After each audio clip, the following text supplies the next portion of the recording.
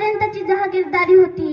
हवा तसा एन्जॉय करता आला असता, पण आपल्या बापाला आलमगीर बादशाह समोर सलाम करताना पाहिलं आणि वयाच्या 13व्या वर्षी रायेश्वराच्या मंदिरात स्वतःच्या करंगडीला कापून रक्ताचा अभिषेक केला.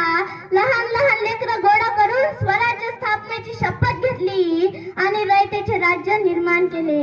हे सहज झालं का? आज आमच्या घरात पंजाचा फोटो नाही. आहे का कोणाच्या घरी पंजाचा फोटो? आहे का? आज्याचा